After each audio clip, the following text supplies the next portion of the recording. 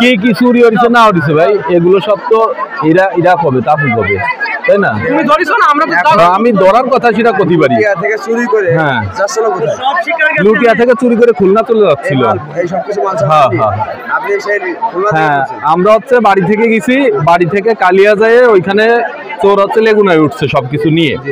উঠার পরে চোর হচ্ছে খুলনায় চলে যাচ্ছিল বিক্রি করার জন্য। তারপর আমরা হচ্ছে ওইখান থেকে বাইক নিয়ে টান দিয়ে খুলনা জেলখানা ঘাটে গেছি। ওইখানে লেগুনা স্ট্যান্ডে ওরা আটক করে রাখা হয়েছিল। ওরা আটক করে ওইখানে রাখা হয়েছে। আমরা পরে ওইখানে গেছি, ওইখানে লোকের কাছ থেকে কথাবার্তা বলে ওইখান থেকে ওকে ছাড়াই আমরা নিয়ে আসছি।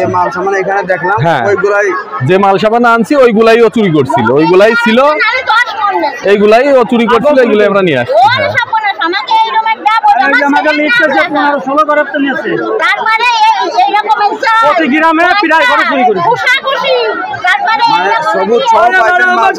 হ্যাঁ, মাল সাবানা সবাই চোর ধরছি।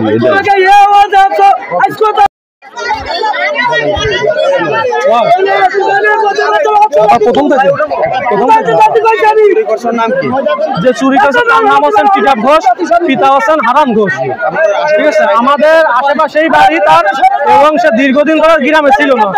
তাকে মানে দীর্ঘদিন ধরে গ্রামে কেউ দেখেনি, কিন্তু কিছুদিন যাবৎ মানে বিভিন্ন চুরি হচ্ছে গ্রাম, লুটিয়া গ্রাম, দিগলা ইউনিয়ন। তো বিভিন্ন এই যে চুরি করতেছে, বিভিন্ন দিন ধরে তাকে ধরার চেষ্টা মানে করা হচ্ছিল যে চোরকে ধরার জন্য, কিন্তু চোর ধরাই পড়তেছিল না। কিন্তু আজকে হাতে নাতে আমাদের বিয়ে বাড়ির অনুষ্ঠান ছিল, হাতে নাতে ধরা হয়েছে, এবং সাথে লোক হিসাব করতে করতে সে লক্ষ টাকার উপরে মোবাইল চুরি করেছে, বিভিন্ন 70,000 টাকার ফোন দিয়েছে। পরে কয়দিন আগে আমার ব্যাগ নেছে, এসএটি বড় ডাক নেছে আমার। তারপরে আমার মায়ের মণ্ডপেতে 3 খান টক নেছে সামনের। তারপরে আমার বাড়িতে 15 মণ পাট, ওই কাজ করেছে, ওই রাত্রে আমার 15 মণ পাট নিয়ে গেছে। এই পর্যন্ত আমার নেছে চলে যায়। কিন্তু আমরা জানি দেখো, আমরা জানি কি যে ও মনে হয় বাড়ির থেকে পলায় গেছে, কিস্তিরটা আমার দিদি মানে মনে হয় ঢাকায় চলে গেছে মনে হয় বৌসাল মিলে। ও যে খুলনা যে এগুলো করে এটা জানা ছিল না। পেশাগত চোর অর্থাৎ পেশাগত চোর এইভাবে বহু চুরি আমার করে, কিন্তু আমাকে বাড়ি খামখেয়ালি, লোক নাই বুঝার, যার কারণে পাইও না। আপনারা তো সবাই বাইরে থাকেন। হ্যাঁ, বাইরে থাকি, মহিলারা থাকে। হ্যাঁ হ্যাঁ হ্যাঁ, কিন্তু এর মধ্যে আমার ছেলের ফোন নেছে,